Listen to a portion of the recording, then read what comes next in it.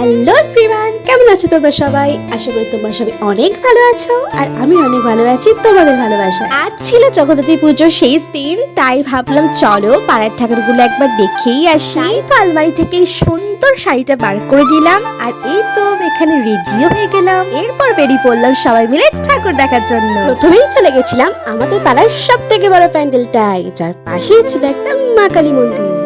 আর প্যান্ডেলের সামনে তো বিশাল ভিড় ছিল, আমরা তো মণ্ডপে ঢোকার সুযোগই পাচ্ছিলাম না। অনেক কষ্টে ভিড়টাকে কাটিয়ে আমরা ভেতরে ঢুকে গেলাম। আর হ্যাঁ বন্ধুরা, প্যান্ডেলটা বাইরে থেকে যতটা সুন্দর দেখাচ্ছে, ভেতর থেকে কিন্তু তার থেকেও বেশি সুন্দর দেখাচ্ছে। এরপরেই আমরা মাকে দর্শন করে নিলাম, আর মাকে দর্শন করে তো আমি জাস্ট মুগ্ধ হয়ে গেলাম। মায়ের মুখটা কতটা সুন্দর। মণ্ডপ থেকে বাইরে বেরোতেই দেখি বাইরে বসিয়ে মায়ের ভোগ খাওয়ানো হচ্ছে, তাই সময় নষ্ট না করে একটু ভোগ খেয়ে নিলাম। এরপর চলে আসলাম আমাদের পাড়ার দ্বিতীয় ঠাকুরটা দেখে নেবার জন্য। আর দেখো বন্ধুরা, দ্বিতীয় প্যান্ডেলের সামনেটা কত সুন্দর লাইটিং দিয়েছিল, আর এই লাইটিং গুলো কাছ থেকে দেখতে বেশ ভালোই লাগছিল।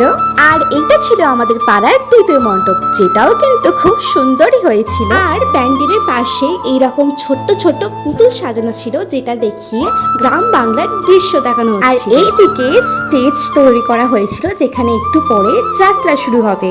আর এই তো এখানে আমি মাকে দর্শন করে নিলাম। আর এইটাই বছরের আমার শেষ ঠাকুর দেখা, আবার আসছে বছর আবার হবে। আজকের মতো টাটা।